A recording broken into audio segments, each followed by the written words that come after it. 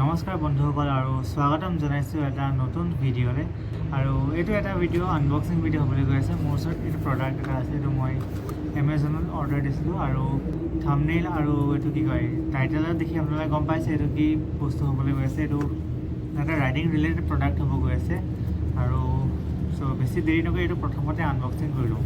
চ' let's গো।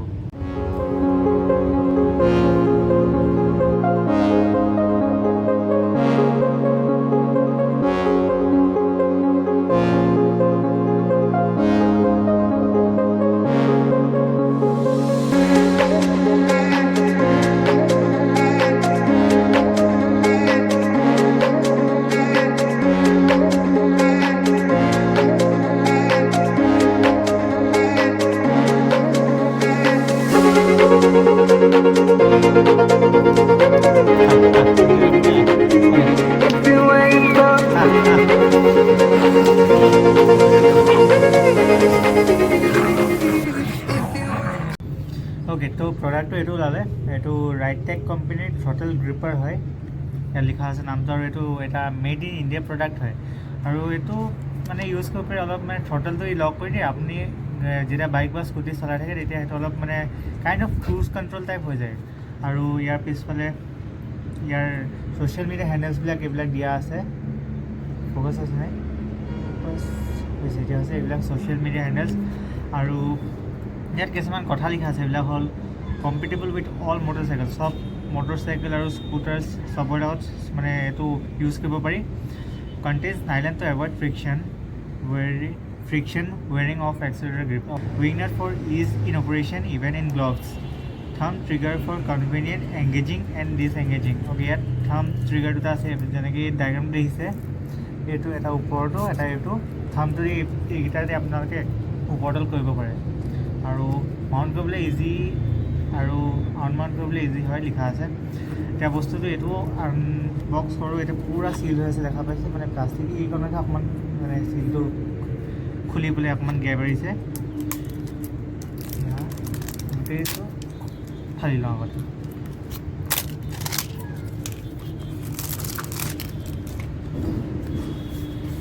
ইয়াৰ ভিতৰৰ প্ৰডাক্টটো,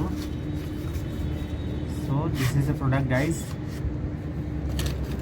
মই এতিয়া প্ৰথমবাৰ প্ৰডাক্টটো চামহে। ইয়াত প্ৰডাক্টটোৰ বিষয়ে কিবা কিবি লিখিছে, সেইখিনি মই পিছত পঢ়ি চাম বাৰু। বাকী মেইন বস্তুটো হ'ল এইটো উইং নাটটো, এইবিলাক উৰি গৈছে, চৰি।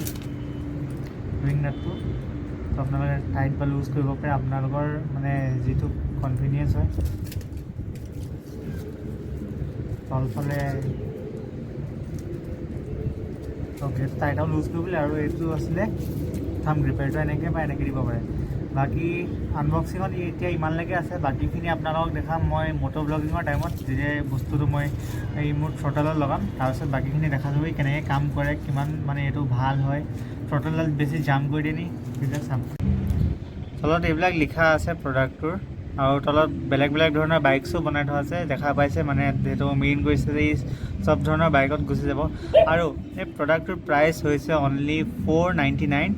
চ' এইটো এটা মই ভাবোঁ ভাল দিলে হয়। প্ৰডাক্টটো এতিয়ালৈকে ইউজ কৰা নাই, কিন্তু মই ভাবোঁ প্ৰাইচটো চাই প্ৰডাক্টটো ভালেই হয়, কাৰণ মই আৰু কেইটামান প্ৰডাক্ট চাইছিলোঁ, কেইটামান মানে আউট অফ ইণ্ডিয়াৰ প্ৰডাক্ট হয়। সেইবিলাকৰ প্ৰাইচ শুনিলে আপোনালোকে বলিয়া যাব। এটা আছে এইটো 13,100 টকা, সেইটো দামেই হয়।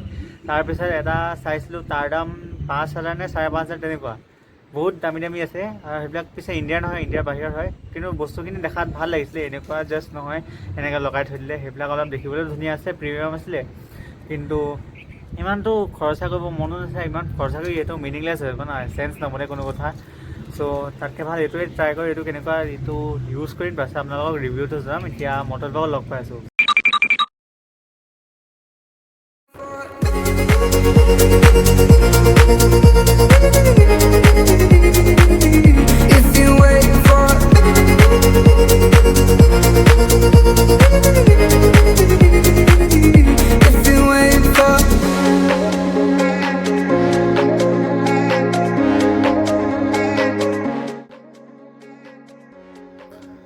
Alright everybody, and welcome to my motovlog setup.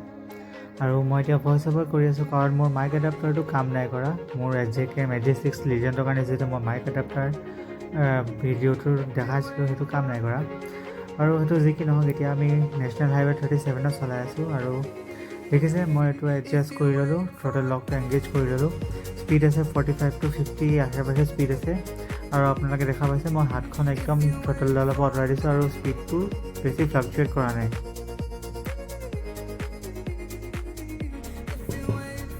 এতিয়া অলপ হাই স্পীডত থ্ৰটল লক কৰিব চাইছোঁ। অলমষ্ট 60 km/h গৈ আছোঁ আৰু মই থ্ৰটল লকটো এংগেজ কৰিলোঁ। দেখিছে হাত নাই মোৰ থ্ৰটলডালত, ৰাস্তা খালী আছে। মই চেক কৰি লৈছোঁ আগতীয়াকৈ যাতে কোনো এক্সিডেণ্ট হোৱাৰ চান্স নাথাকে।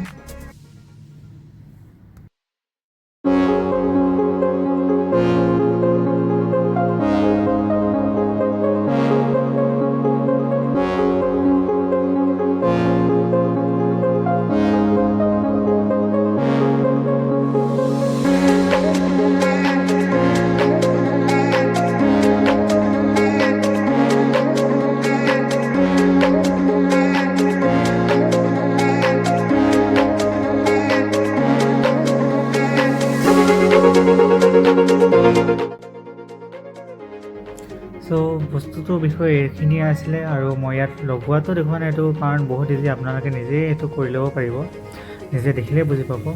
বাকী ভিডিঅ'টো ভাল লাগিলে যদি লাইক কৰিব, শ্বেয়াৰ কৰিব, আৰু কিবা যদি ভুল কৰিছে তেনেহ'লে ক্ষমা কৰিব, আৰু ক'ত কি শুধৰণি কৰিব লাগে সেয়াও জনাব। তেন্তে ইয়াতে সামৰোঁ, তাতে ধন্যবাদ, আকৌ লগ পাম।